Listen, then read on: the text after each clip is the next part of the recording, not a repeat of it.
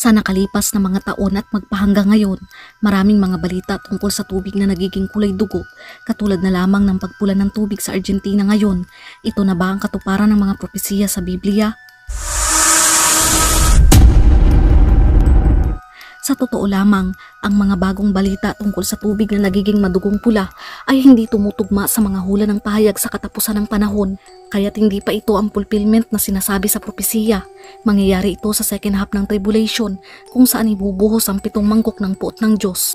Ang 7 mangkok ng puot ng Diyos ay mga paghatol na ibubuhos sa masasama at mga tagasunod ng Antikristo.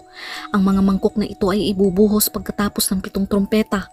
Sa pahayag chapter 16 verse 3-4, ibinuhos ng ikatlong anghel ang kanyang mangkok sa mga ilog at mga bukal ng tubig, at ang mga iyon ay naging dugo.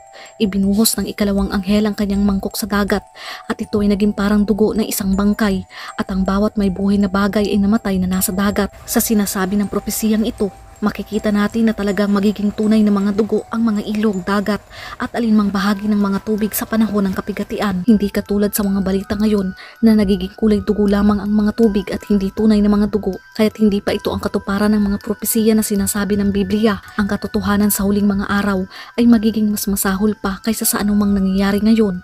Sa propesiya, makikita rin natin na ang dalawang saksi ng Diyos sa panahon ng kapigatian ay bibigyan ng kapangyarihang gumawa ng mga himala. Sila ay may kapangyarihang gawing dugo ang tubig at sakta ng lupa ng bawat uri ng salot tuwing gusto nila. Ang dalawang propeta sa propesiya ay magkakaroon ng parehong kakayahan tulad ni Moises na ginawan dugo ang ilog Nilo. Ang pagpula ng mga tubig sa panahon natin ngayon ay hindi katulad ng sinasabi sa propesiya, kaya't hindi pa nagsisimula ang kapigatian.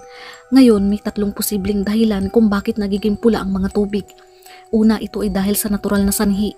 Kapag biglang nagiging kulay pula ang mga tubig, ito ay kadalasang resulta ng isang natural phenomenon na tinatawag na algal bloom o isang red tide. Ikalawa, ito ay dulot ng mga tao. Halimbawa, ang pulang kulay sa ilog sa China ay dahil sa iligal na pagtatapon ng pulang tina, habang ang Beirut River sa Lebanon na naging pula ay dahil sa isang pabrika na naglalabas ng kemikal sa ilog. Ikatlo, ito ay supernatural. Alam natin na sa panahon ng Biblia, may mga supernatural na ginawa ang Diyos para maging dugo ang tubig.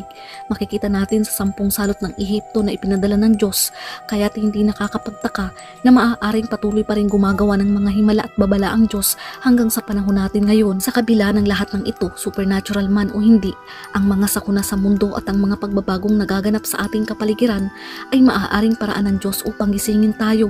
Habang may pagkakataon pa, magbalik loob tayo sa Kanya bago mahuli ang lahat.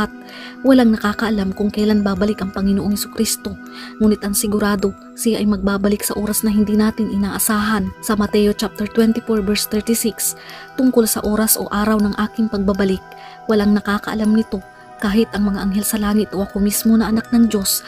Ang Ama lamang ang nakakaalam nito. Kung ano ang ginawa ng mga tao noong kapanahunan ni Noe, ganoon din ang gagawin ng mga tao sa pagdating ko na anak ng tao. Nang mga araw na iyon, bago bumaha, ang mga tao ay nagsisikain, nag-iinuman at nagsisipag-asawa, hanggang sa araw na pumasok si Noe sa barko. Wala silang kaalam-alam sa mangyayari hanggang sa dumating ang baha at nalunod silang lahat. Ganyan din ang mangyayari sa pagdating ko na anak ng tao. Ang mahalagang tanong, handa ba tayo sa kanyang pagbabalik? Nagkaroon ba tayo ng relasyon sa Panginoong Hesukristo? Ang mabuting balita ay hindi pa huli ang lahat para piliin ang buhay na walang hanggan. Ngayon na ang araw ng kaligtasan. Ang kailangan lamang ay ang pagtanggap sa pamamagitan ng pananampalataya sa libreng regalo ng biyaya ng Diyos. Wala kang magagawa para magkamit ng biyaya. Ang Panginoong Hesukristo ang nagbayad ng halaga para sa atin. Handa ba tayo sa kanyang pagbabalik o mararanasan natin ang kanyang puot? Sinasabi sa Juan chapter 3 verse 36, ang sinumang sumasampalataya sa anak ay may buhay na walang hanggan, ngunit ang sinumang tumanggi sa anak ay hindi makakakita ng buhay, sapagkat ang puot ng Diyos ay mananatili sa kanila. Ano man ang mga kakaibang nangyayari sa mundo ngayon, sa halip na matakot at mag-alala, dapat nating ipakalat ang ebanghelyo at mamuhay sa kalooban ng Diyos. Be sure na bago tayo mag-alala kung papaano at kailan darating ang wakas, accept Jesus as Lord and Savior ng iyong buhay. Muli po, sana ay meron kayong natutunan. Patuloy nating ipalaganap ang mabuting salita ng Diyos. Ingat and God bless.